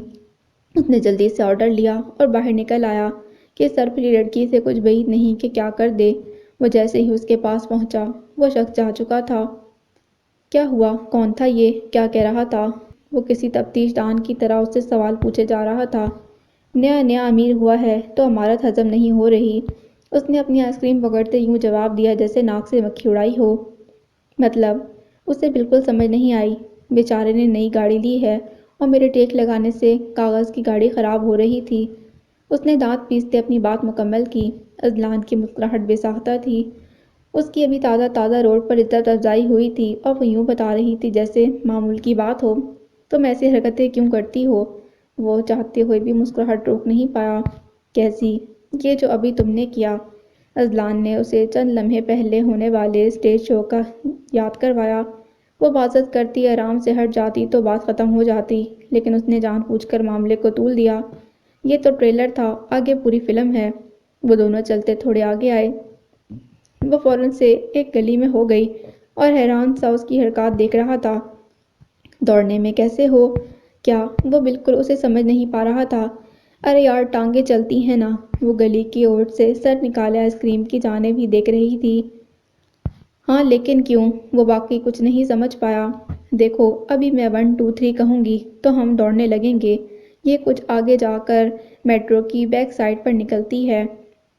وہاں ایک بیکری کے بیک ڈور سے نکل کر ہم میٹرو کے فرنٹ پر آ جائیں گے اور پھر وہاں سے ہماری منزل قریب ہوگی۔ وہ کسی چھوٹے بچے کی طرح اسے مکمل سمجھا رہی تھی، جبکہ وہ کچھ بھی سمجھ نہیں پا رہا تھا۔ سبین نے اسے شرارت سے آنکھ ماری اور ہاتھ ہوا میں بلند کیا۔ 1 2 3 اور اس کے ساتھ ہی اس نے ہاتھ میں پکڑی چیز آئس کریم بار کی طرف پھینک دی۔ وہ چیز اسی گاڑی کو لگی تھی اور وہاں گاڑی کو ہٹ کرنے پر ہونے والا شور بلند ہو گیا۔ وہ منٹ کے 1000ویں حصے میں سمجھ گیا کہ وہاں کیا ہوا تھا۔ اس نے کوئی چیز اس گاڑی کو ماری تھی اور اب آگے کیا ہونے والا تھا وہ بخوبی جانتا تھا۔ بھاگو! وہ ہونک بنا کھڑا تھا جب اس نے سبین کو اپنا ہاتھ کھینچتے دیکھا۔ یہاں مجسمہ بنے کیوں کھڑے ہو؟ بھاگو! اس کے حواس جیسے معتدل ہوئے۔ اسے سمجھ آنے لگی کہ اب اسے یہاں سے بھاگنا ہے۔ اذلان نے قہر برساتی نظر سامنے کھڑی پاگل لڑکی پر ڈالی اور چند لمحے پہلے بتائے گئے راستے پر بھاگنا شروع کر دیا۔ 15 منٹ دوڑنے کے بعد وہ روڈ پر پہنچ چکے تھے۔ اس نے احتیاط کے پیش نظر ایک نگاہ پیچھے رہ جانے والے راستے پر ڈالی، لیکن وہاں ابھی تک کوئی نہیں تھا۔ وہ سامنے والی بیکری میں جانا ہے۔ سبین نے قدم آگے بڑھائے کہ اذلان نے اس کا ہاتھ تھام لیا۔ وہ ایک جھٹکے سے رکی تھی۔ اس نے حیران نگاہوں سے اپنے ہاتھ کی جانب دیکھا۔ یہ کیوں تھاما گیا تھا؟ اس کی یہ خواہش تو نہیں تھی، لیکن پھر بھی حیرانی ضرور ہوئی۔ ہم یہاں سے ٹیکسی لے سکتے ہیں۔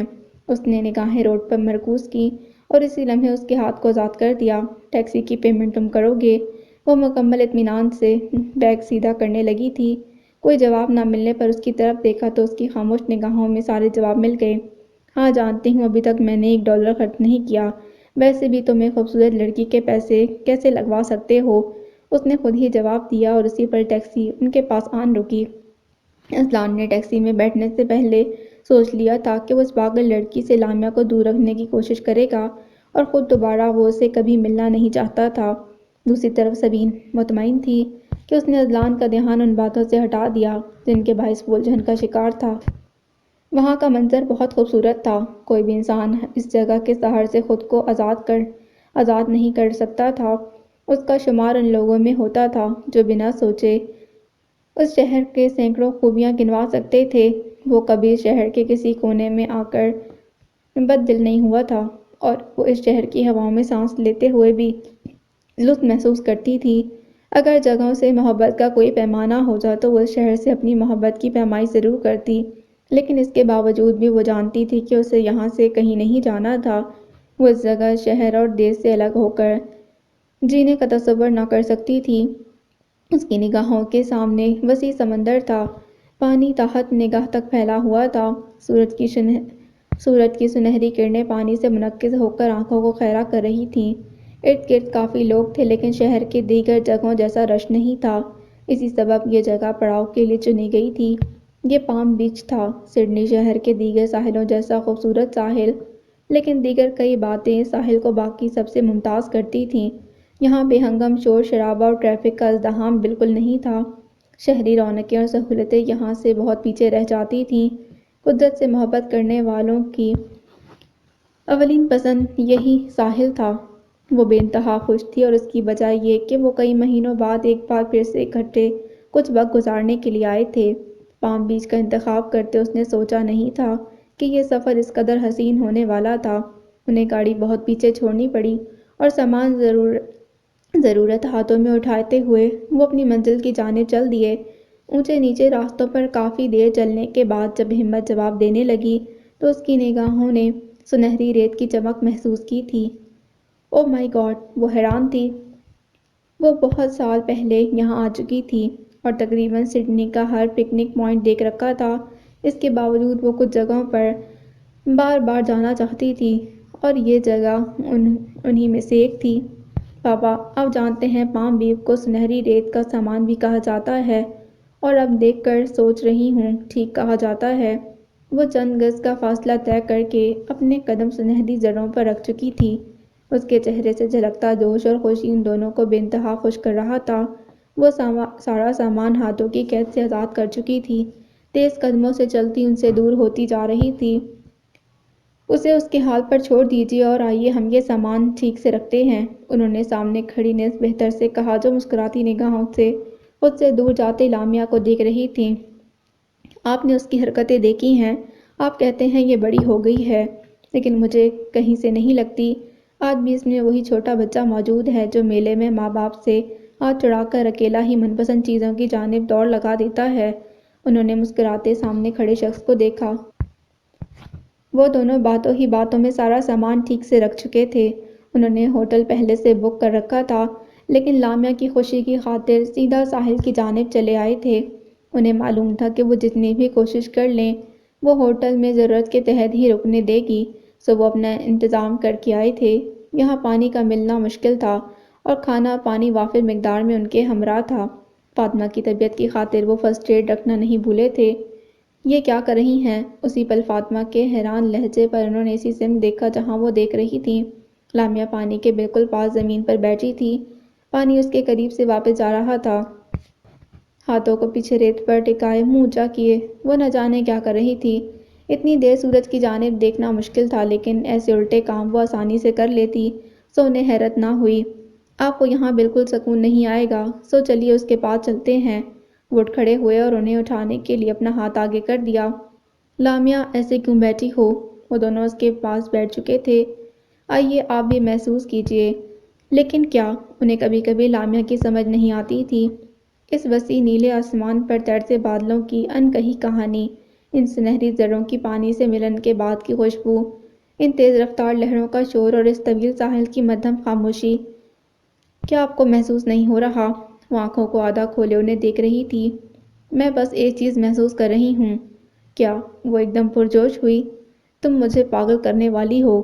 انہوں نے مسکراہٹ ہونٹوں کی قید میں دباتے اپنی بات مکمل کی، لیکن اس کے چہرے کے نروٹھے انداز اس قید کو زیادہ دیر نہیں رکھ پائے تھے۔ وہ دونوں بے ساختہ مسکرائے۔ اچھا باتیں سب چھوڑیں، پانی کو ہی محسوس کر لیں۔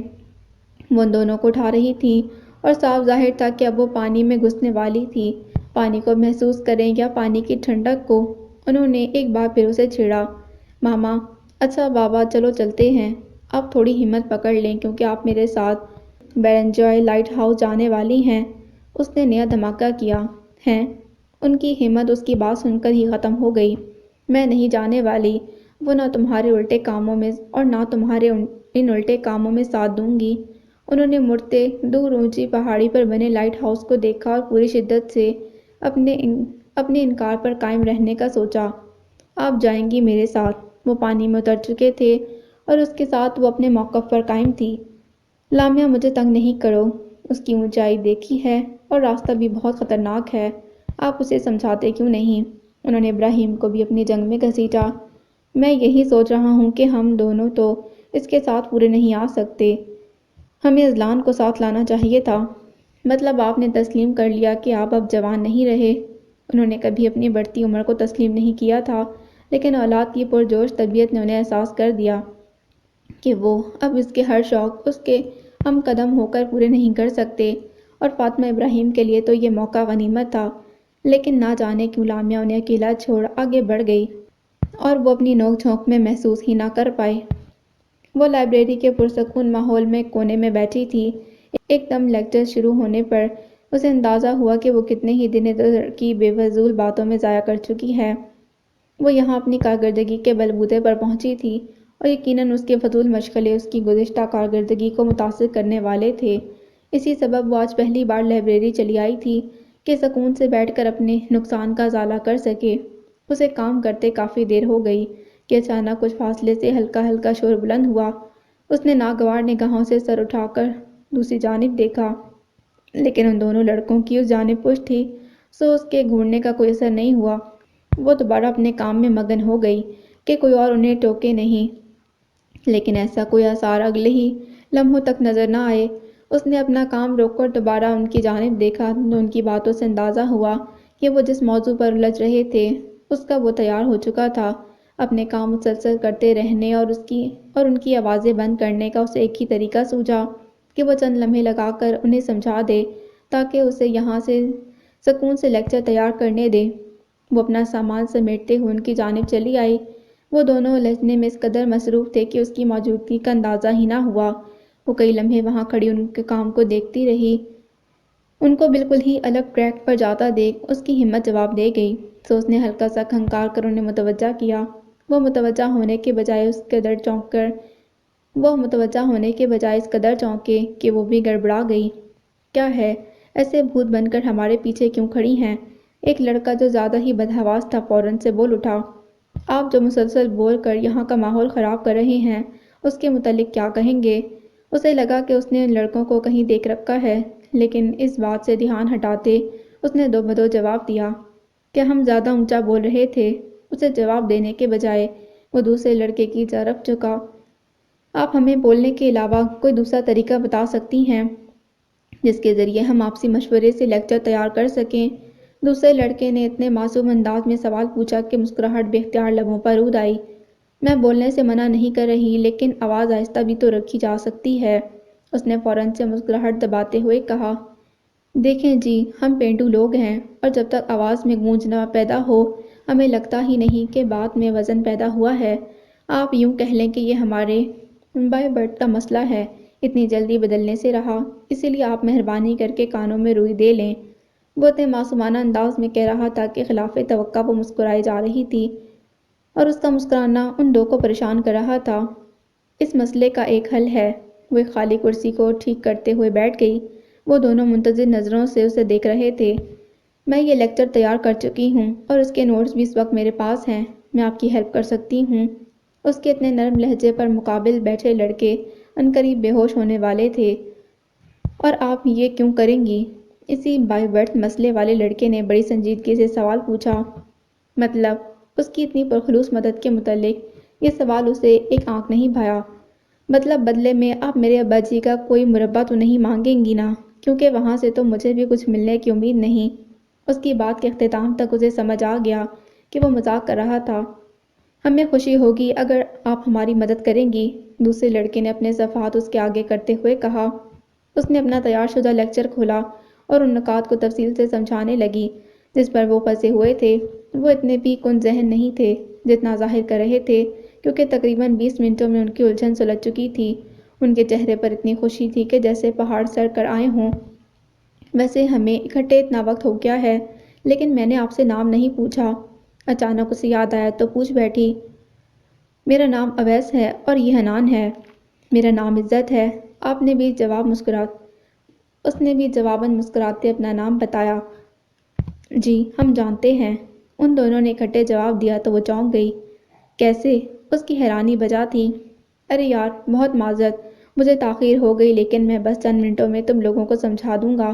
کوئی آندھی طوفان کی طرح آیا اور بنا کسی طرف دیکھے اس کے ساتھ کرسی کھینچتے بیٹھ گیا۔ اس پر لیکچر کی کسے پڑی تھی؟ وہ دونوں خاموش تھے اور سوچ رہے تھے اب کیا ہوگا۔ اسی لمحے اس کی نگاہ اپنے بائیں طرف بیٹھے وجود پر پڑی اور دوسری طرف بھی اسے ہی دیکھا جا رہا تھا۔ وہ لمحے میں اسے پہچانا تھا اور یقیناً دوسری طرف بھی ایسا ہی ہوا، کیونکہ وہاں اب چیزیں سمیٹی جا رہی تھیں۔ مجتبیٰ یہ عزت ہیں اور تمہارے آنے سے پہلے ہی یہ ہمیں سب سمجھا چکی ہیں۔ اویس نے اس پل معاملہ ٹھنڈا رکھنے کی کوشش کی، لیکن وہ کچھ سنے بنا وہاں سے جا چکی تھی۔ یہ کیا معاملہ ہے؟ یہ بے عزت کرنے والی چلتی پھرتی مشین یہاں کیا کر رہی تھی؟ مجتبیٰ شدید حیران تھا۔ اب ایسے بھی نہ کہو، اچھی خاصی نیک پاک باز بچی ہے۔ تم تو نہ جانے کدھر تھے، اس بیچاری نے ہماری اتنی مدد کی۔ حنان کو اس کا عزت کے لیے ایسے بولنا قطعاً اچھا نہ لگا۔ اچھا دکھاؤ تو ایسا کیا کام کر دیا ہے؟ مجتبیٰ نے سامنے رکھے نوٹس دیکھے اور چند لمحے لگے تھے اسے جانے والی کی ذہانت کے معترف ہونے میں۔ سعد علی چٹھا بگڑے مزاج کے ساتھ ہیڈ آفس میں داخل ہوئے تھے۔ آج انہیں اس میٹنگ میں شامل ہونا تھا جس کا سارا اختیار چند دن پہلے تک ان کے ہاتھ میں تھا، اور اب ان کی حیثیت محض ایک تماشائی سی تھی۔ ان کے اندر غصے کا ابال لاوا بن رہا تھا جو پھٹنے کے لیے بے چین تھا۔ وہ میٹنگ روم میں جانے سے پہلے اپنے کیبن میں آئے جہاں ان کا سیکرٹری ان کا انتظار کر رہا تھا۔ سناؤ کیا صورتحال ہے؟ کوٹ سٹینڈ پر لٹکاتے وہ سامنے کھڑے شخص سے مخاطب ہوئے۔ سر میں نے ان پر پوری طرح نظر رکھی ہوئی ہے، اس کی کھکیائی ہوئی آواز نکلی۔ کام کی بات بتاؤ۔ وہ لمبی چوڑی سننے کے موڈ میں بالکل نہیں تھے۔ انہوں نے لیپ ٹاپ پر زبردست قسم کا پاس ورڈ لگایا ہوا جس کی وجہ سے میں اوپن نہیں کر سکا اور دوبارہ اس کا موقع نہیں مل سکا، کیونکہ وہ ہر پل لیپ ٹاپ اپنے ساتھ رکھتے ہیں۔ اس کے لہجے سے یہ سب بتاتے اپنا انجام جھلک رہا تھا۔ تو اتنی بڑی ناکامی کے بعد تم یہاں موجود کیسے ہو؟ وہ ٹیبل پر ہاتھ مارتے ایک دم اس پر برسے تھے۔ سر مجھے ایک موقع، وہ دھیما سا بولا۔ میری نظروں کے سامنے سے دفع ہو جاؤ ورنہ میں تمہیں جان سے مار دوں گا۔ وہ اس کی طرف جھپٹے تھے لیکن اسی وقت آفس کا دروازہ کھلا اور آنے والا کوئی اور نہیں عبدالودود چٹھا تھا۔ وہاں لمحے بھر کے لیے سب کچھ ساکت ہو گیا۔ وہ بھی اتنا کم عقل نہیں تھا کہ وہاں کے ماحول کا اندازہ نہ لگا پاتا، سو ایک طنزیہ مسکراہٹ کے سوا اس نے کوئی تاثر نہیں دیا۔ کیوں آئے ہو؟ انہوں نے سیکرٹری کو اشارے سے جانے کا کہتے اس سے پوچھا۔ میں یہ بتانے آیا تھا کہ میٹنگ کا ٹائم ہو گیا ہے۔ اس کی مسکراہٹ مزید گہری ہوئی۔ مجھے وقت کا اندازہ ہے، ابھی میں اتنا گیا گزرا نہیں کہ کل کا آیا بچہ مجھے وقت کی اہمیت سکھائے۔ وہ جتنا کڑوا بول سکتے تھے اتنا ہی بولے تھے۔ واقعی اس آخری لفظ کے بعد وہ وہاں سے چلا گیا اور اپنے پیچھے طوفان چھوڑ گیا۔ اس کے ذو معنی لفظ کا مطلب ہی کھوجتے رہ گئے۔ وہ ان کی بات کی تائید کر کے گیا یا اس کا انداز استفہامیہ تھا؟ اسی غصے کے ساتھ وہ میٹنگ روم میں پہنچے۔ گیم پلٹ جانے کی امید اب بھی ان کے دل میں تھی۔ انہیں اب بھی ایسا لگ رہا تھا کہ پہلی بار اس کی قسمت کام کر گئی تھی، جبکہ حقیقتاً اس میں اتنی بڑی ذمہ داری سنبھالنے کی ہمت نہیں۔ آپ سب جانتے ہیں کہ ہم اپنے کاروبار کو ایشیا سے باہر کی منڈیوں میں لے جانا چاہ رہے ہیں۔ حکومت کی جانب سے بھی اس سلسلے کے لیے بہترین پیشکش کر دی گئی ہے اور اس کے حصول کے لیے کئی کمپنیاں آگے بڑھیں گی۔ اس مشکل ترین کام کے لیے ہماری تیاری اتنی بھرپور ہونی چاہیے کہ ہمیں کوئی ہزیمت نہ اٹھانی پڑے۔ مجھے امید ہے کہ اب کی بار ہماری منصوبہ بندی بہترین ہوگی۔ احمد علی جٹھا کی بات ختم ہوتے ہی نامحسوس انداز میں سب کی نظریں ودود کی جانب اٹھی تھیں۔ اس نے مسکرا کر سب کی طرف دیکھا اور ایک ڈیوائس مجید صاحب کی طرف بڑھا دی۔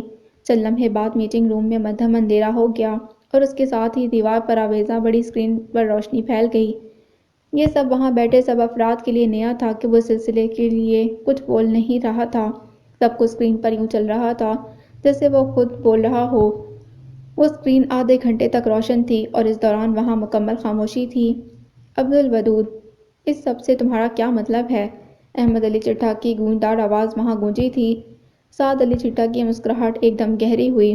انہیں اندازہ تھا کہ یہ سب ہونے والا تھا، سو اب وہ پرسکون تھے۔ یہ پروجیکٹ دوبارہ ان کے ہاتھ میں آنے والا تھا۔ میں نے ساری حقیقت اس ویڈیو میں بتا دی ہے۔ ہم ابھی اس قابل نہیں کہ اتنا بڑا پروجیکٹ شروع کر سکیں اور اس کی وجہ ہمارے سرمائے کی مکمل گردش ہے۔ ہمارے پاس بچت کے نام پر صرف وہ تسلیاں ہیں جو ہمارے پروجیکٹ ہیڈ ہمیں دے رہے ہیں۔ اس نے اپنی بات کا آغاز کیا تو ایک بار پھر خاموشی چھا گئی۔ ابھی اس سارے پروجیکٹ کا صرف شور ہے۔ اندرون خانہ خبر یہ ہے کہ حکومت نئے سال کے بجٹ میں اس پروجیکٹ کے لیے سرمایہ کاری کرے گی۔ ہم کیوں وقت سے پہلے اپنا سرمایہ ڈبو دیں؟ کیا اس سے بہتر نہیں کہ ہم ایک سال میں اپنی بچت بڑھائیں اور جیسے ہی حقیقی طور پر اس پر کام شروع ہو ہم ڈنکے کی چوٹ پر اپنی پالیسی لائیں؟ اب وہ سوالیہ نگاہوں سے مرکزی کرسی پر بیٹھے احمد علی جٹھا کی طرف دیکھ رہا تھا۔ ان کا انداز سب کو قائل ہونے والا لگ رہا تھا۔ یہ چیز سعد علی جٹھا کی مسکراہٹ سمیٹ رہی تھی۔ وہ اپنی ہی کرسی پر پہلو بدل رہے تھے۔ اس پل انہیں گیم واپس اس کے کورٹ میں جاتی محسوس ہو رہی تھی۔ ودود، میں تمہیں 3 مہینے کا وقت دے رہا ہوں۔ اپنی ٹیم بناؤ اور اس پروجیکٹ پر عمل شروع کرو۔ اگر ان 3 مہینوں میں تم اس بچت کا گراف چھو سکتے ہو جتنا ہمیں چاہیے تو اس کے اگلے مراحل بھی تم ہی دیکھو گے۔ میٹنگ ختم ہو چکی تھی اور سعد علی جٹھا کی مسکراہٹ دوبارہ نمودار ہونے لگی۔ انہیں اندازہ تھا کہ 3 مہینوں میں وہ کبھی ایسا نہیں کر پائے گا اور دوسرا وہ وہاں موجود تھے اس کی ہر کوشش ناکام کرنے کے لیے۔ صبح بہت دل فریب تھی۔ سمندر کے پانی کو چھو کر آتی کرنیں موسم کی حدت کم کرنے کی ناکام کوشش کر رہی تھیں۔ وہ رات دیر تک سمندر کنارے بیٹھی رہی اور اگر ماما کی طبیعت کی فکر نہ ہوتی تو شاید پوری رات یہیں گزار دیتی۔ ان کے ہوٹل سمندر کے ازحد قریب تھا، سو یہاں کا نظارہ قابل دید تھا۔ دونوں اطراف وسیع سمندر اور درمیان میں جزیرہ نما چھوٹا سا خطہ جس پر تعمیرات کا خوبصورت امتزاج نظر آ رہا تھا۔ ایک طرف کو پہاڑ جس کی اونچائی پر بیرنجوائے لائٹ ہاؤس اپنے ازلی حسن کے ساتھ استادہ تھا۔ اس کی کشش لامیا کو اس کی طرف کھینچتی جا رہی تھی۔ یہ سب کتنا خوبصورت ہے، اس نے مدھم لہجے میں کہا، جیسے اونچا بولنے سے یہ شہر ٹوٹ جائے گا۔ وہ سب اس وقت ہوٹل کے بیرونی حصے میں بنے سوئمنگ پول کے کنارے بیٹھے تھے۔ سوئمنگ پول کا انداز تعمیر اس طرز کا تھا کہ صرف ایک چھوٹی سی دیوار سمندر اور پول کے درمیان حد قائم کر رہی تھی، ورنہ یہ سمندر کا حصہ محسوس ہو رہا تھا۔ لامیا کی خوشی بتا رہی تھی کہ ہم نے یہاں آ کر اچھا فیصلہ کیا ہے۔ گرم کافی کے گھونٹ لیتے انہوں نے فاطمہ سے کہا جو خود بھی کافی بہتر محسوس کر رہی تھیں۔ آج کا کیا پلان ہے؟ انہوں نے اونچی آواز میں بولا تاکہ قدرت کی رنگینیوں میں گم ہوئی لامیا بھی سن لے۔ وہ متوجہ بھی ہو گئی اور اب سوالیہ نگاہوں سے ان کی جانب دیکھ رہی تھی۔ فشنگ کے متعلق کیا خیال ہے؟ انہوں نے سامنے بیٹھی دونوں خواتین کی جانب پرجوش انداز سے کہا۔ خیال تو اچھا ہے۔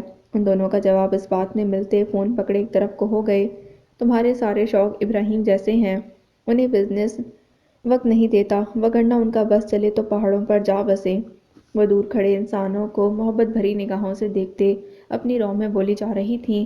ماما، آپ نے کبھی بتایا نہیں کہ آپ دونوں کی شادی کیسے ہوئی، آپ لوگ کیسے ملے اور کیسے محبت کا سین ہوا؟ وہ ایک دم پرجوش ہوتے ان سے پوچھنے لگی۔ تمہیں پھر خیال آ گیا اس بات کا؟ کتنی بار کہا ہے پرانی باتوں کا پیچھا چھوڑ دو۔ وہ ایک دم جھنجھلا گئیں۔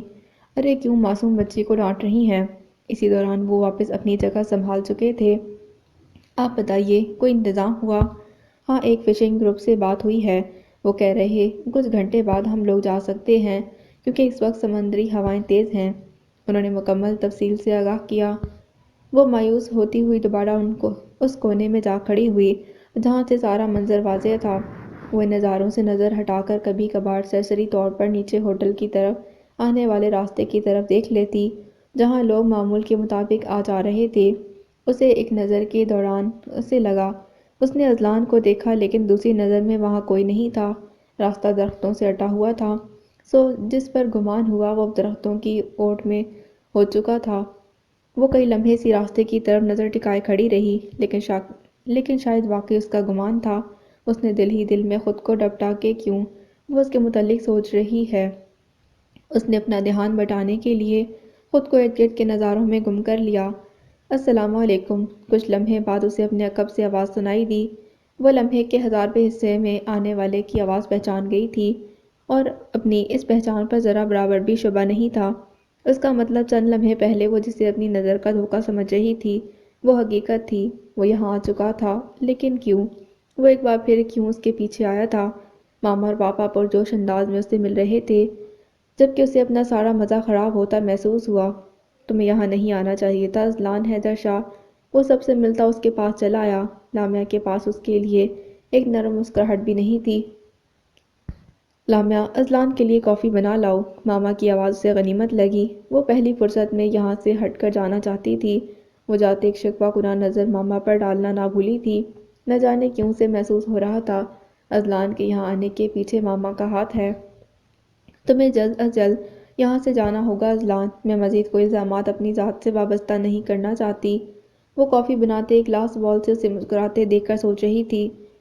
اس نے ایک لمبی سانس لیتے اپنے مزاج معتدل کیے اور کافی لیے باہر چلی آئی۔ وہ ان سب کے درمیان نہ چاہتے بیٹھ گئی تھی، لیکن اس کے انداز بتا رہے تھے یہ صرف آداب میزبانی کے تحت ہو رہا ہے۔ ہم لوگ فشنگ کے لیے جانے والے تھے، لیکن موسم ٹھیک نہ ہونے کی وجہ سے چند گھنٹے انتظار کرنا پڑے گا۔ ابراہیم اپنی مصروفیت کے متعلق اسے آگاہ کر رہے تھے۔ لامیا، تمہیں بیرنجائے لائٹ ہاؤس دیکھنا تھا نا؟ میرا خیال ہے اذلان ایک اچھا ساتھی ثابت ہوگا۔ ماما کی بات سن کر وہ سٹپٹا گئی تھی۔ یہ ٹھیک تھا کہ وہ وہاں جانے کے لیے بے چین ہو رہی تھی، لیکن اسے وہاں اذلان کے ساتھ بالکل نہیں جانا تھا۔ اس نے ایک دم شدت سے انکار میں سر ہلایا۔ مجھے آپ لوگوں کے ساتھ جانا ہے اور میں اس کے علاوہ کوئی بات نہیں سنوں گی۔ اس کا لہجہ قطعی تھا۔ آپ کی ماما ٹھیک کہہ رہی ہیں، ہم لوگوں کے لیے وہاں جانا آسان نہیں۔ آپ لوگ جوان اور مستعد، ہم بوڑھوں کو ان کے حال پر چھوڑ دو۔ آپ لوگ مزہ کرو۔ پاپا کی بات پر وہ جذبس ہوئی تھی۔ لیکن پاپا، مجھے آپ کے ساتھ۔ بیٹا، میں کہہ رہا ہوں نا کہ آپ جائیے۔ اب کی بار ان کا انداز حتمی تھا۔ اس نے کھا جانے والی نظروں سے اپنے پہلو میں بیٹھے اذلان کو دیکھا، جو بنا کچھ بولے ہر بات پر سر ہلائے جا رہا تھا، جیسے وہ یہی چاہتا ہو۔ اس کے انکار کو کوئی اہمیت نہ دی گئی، وہ خاموش ہو گئی تھی۔ اذلان، آپ ضروری چیزیں رکھ لو۔ آپ کو اندازہ تو ہے راستہ خطرناک ہے اور کچھ خاص سہولیات بھی نہیں ہیں۔ ان کی بات پر سر ہلاتا وہ فوراً اٹھ کھڑا ہوا۔ اس کی اتنی مستعدی پر لامیا خار کھائے بیٹھی تھی۔ ایک پل مزید اس کا ڈرامہ برداشت کرنا مشکل تھا، ٹریک سوٹ پہننے کے لیے اندر چلی گئی۔ وہ اس کی ذرا برابر مدد کرنے والی نہیں تھی اور یہ طے تھا۔ وہ ابھی تک اسی الجھن کا شکار تھی کہ اذلان یہاں کیوں آیا تھا۔ ماما نے آج تک کبھی خود سے ایسے اقدامات نہ کیے تھے اور نہ ہی اس کے مسائل میں دخل اندازی کی تھی، تو آج اذلان کو یہاں بلانا کس سلسلے کی کڑی تھی؟ وہ جانے سے پہلے ایک بار ماما سے پوچھنا چاہتی تھی کہ انہوں نے ایسا کیوں کیا، لیکن وہ ابھی تک اپنے چہیتے کے ساتھ باتوں میں مگن تھی اور وہ انہیں بلا کر کوئی غلط تاثر نہیں دینا چاہتی تھی۔ وہ اپنی سوچوں کے تانے بانے بننے میں بری طرح محو تھی۔ لامیا، تم کن خیالوں میں کھڑی ہو؟ ماما، اذلان کو آپ نے یہاں بلایا ہے؟ وہ ایک لمحے کی تاخیر کیے بنا ان سے پوچھنے لگی۔ میں کیوں بلاؤں گی؟ میں خود اسے دیکھ کر حیران ہوئی ہوں۔ مجھے لگا تمہیں ہمارے ساتھ مزہ نہیں آ رہا، تو تم نے بلایا ہے۔ اس کی الجھن مزید بڑھ گئی۔ کیا پاپا ایسا کر سکتے ہیں؟ اس نے گلاس وال سے باہر ایک نظر ڈالی، جہاں پہلے جیسا ہی منظر تھا۔ اب ان باتوں کو چھوڑو اور باہر آ جاؤ۔ وہ آ چکا ہے اور آنے والے کو سوالات کی سوغات نہیں دی جاتی، بلکہ خوش آمدید کہا جاتا ہے۔ ماما اسے سمجھاتی واپس چلی گئیں۔ اذلان، لامیا کا خیال رکھنا، موسم پڑھ کر ہی نگاہ رکھنا اور جیسے ہی موسم خراب ہو واپسی کے لیے نکل آنا۔ انہیں روانہ کرنے کے لیے وہ دونوں ہوٹل کے نیچے تک آئے۔ عام حالات ہوتے تو وہ پاپا کی فکر مندی پر کلے نہ سماتی، لیکن اب وہ اپنے جذبات کو سرد ہونے سے روک نہ پائی تھی۔ وہ چاہ کر بھی خود کو سمجھا نہیں پا رہی تھی۔ پاپا نے شدید انکار کے باوجود اسے اذلان کے ساتھ روانہ کر دیا۔ انہیں اکٹھے ایک دوسرے کے پہلو میں چلتے کئی خاموش لمحے گزر چکے تھے۔ وہ ہوٹل سے کافی دور ساحل کے پاس سے گزر رہے تھے اور لہروں کا شور ان کے مابین چھائی خاموشی کو کچھ زیادہ ہولناک بنا رہا تھا۔ اس وقت وہاں کچھ منچلے لہروں کی تال پر اپنے قدموں کا ہنر دکھا رہے تھے۔ اس نے پسندیدہ نظروں سے سرفنگ کرتے لڑکوں کو دیکھا۔ تم نے گرم کپڑے ساتھ لیے؟ وہ کنکیوں سے اسے دیکھ رہا تھا۔ ساحل ختم ہو چکا تھا اور اب وہ اونچائی کی طرف بڑھ رہے تھے۔ راستہ پہلے جتنا وسیع تھا اب اتنا ہی سمٹ چکا تھا۔ راستہ دونوں طرف سے درختوں اور سبزے کے حصار میں تھا۔ وہاں جا بجا مختلف بورڈز لگے تھے جن پر سیاحوں کے لیے ہدایات درج تھیں۔ اوپر سردی ہوگی، صرف اسی وجہ سے کہہ رہا تھا کہ ساتھ گرم کپڑے ہونا لازمی ہے۔ وہ کئی لمحے اس کے جواب کا انتظار کرتا رہا لیکن دوسری طرف خاموشی تھی۔ اس نے دوبارہ اپنی بات کی وضاحت کی تھی۔ اس کی خاموشی اور تلخ مزاج اذلان کے لیے نہایت تکلیف دہ تھا۔ وہ بہت شدت سے چاہ رہا تھا کہ لامیا اپنی خاموشی توڑ دے، لیکن وہ یہ بھی جانتا تھا کہ وہ کبھی اپنا خود ساختہ خول نہیں توڑے گی۔ وہ اس حقیقت سے آگاہ تھا کہ اگر انکل اصرار نہ کرتے تو کبھی اس کے ہمراہ نہ آتی۔ اس کی پہلی کوشش ناکام ہو گئی تو اس نے چند لمحے کے لیے اپنی کوشش ترک کر دی۔ بیرنجوائے لائٹ ہاؤس کو دو راستے جاتے تھے، ایک راستہ آسان لیکن طویل جبکہ دوسرا چھوٹا لیکن مشکل تھا۔ کہیں تنگ ساکھ کے دو لوگوں کا گزرنا مشکل، کہیں پہاڑ کا غار نما حصہ کہ جھک کر وہاں سے گزرنا پڑے۔ چھوٹی چھوٹی سیڑھیاں اور ٹیڑھا میڑھا راستہ انہیں لوگوں کے لیے مناسب جن کا حوصلہ جواں ہو۔ اس مشکل راستے کی سب سے بڑی خوبی یہ تھی کہ یہاں سے ارد گرد کے نظارے سحر تاری کر دینے والے تھے۔ ان راستوں پر کئی جگہوں سے پام بیچ کا سارا ساحل واضح دیکھا جا سکتا تھا۔ اذلان نے آسان اور طویل راستے کا انتخاب کیا تھا۔ ہم اس طرف سے کیوں جا رہے ہیں؟ اس کے بڑھتے قدموں کو لامیا کی آواز نے روکا۔ کیونکہ یہ راستہ آسان ہے۔ اس کا بولنا اذلان کو اچھا لگا تھا لیکن اس کے تیور اذلان کو قطعاً اچھے نہ لگے۔ جبکہ تم جانتے ہو کہ سارا لطف دوسرے راستے میں ہے۔ اس کا لہجہ اذلان کے لیے مکمل اجنبی تھا۔ ہم اس راستے سے واپس آئیں گے، وہ اترنے کے لیے آسان ہے۔ اذلان نے اسے قائل کرنے کے لیے نرم لہجے میں جواب دیا۔ تم یہاں سے جانا چاہو تو جا سکتے ہو۔ وہ قائل نہ ہو سکی تھی۔ اذلان حیرت زدہ اسے جاتا دیکھتا رہا۔ وہ قطعاً لہجے میں جواب دیتی اسے وہیں چھوڑ کر دوسری طرف کو بڑھ گئی۔ ایک پل کو اس کے دل میں خیال آیا یہاں سے واپس چلا جائے، لیکن یہ کیفیت لمحے کی تھی۔ وہ لامیا کو اکیلا نہیں چھوڑ سکتا تھا۔ اس نے ایک ٹھنڈی سانس لی اور بھاگتے ہوئے اس کے پیچھے ہو لیا۔ اسے کہنا چاہتا تھا کہ اتنی تیز نہیں چلتے ورنہ سانس پھولنے لگے گا، لیکن اس کے تاثرات سے ظاہر تھا کہ اسے اذلان کی کوئی بات سے سروکار نہیں۔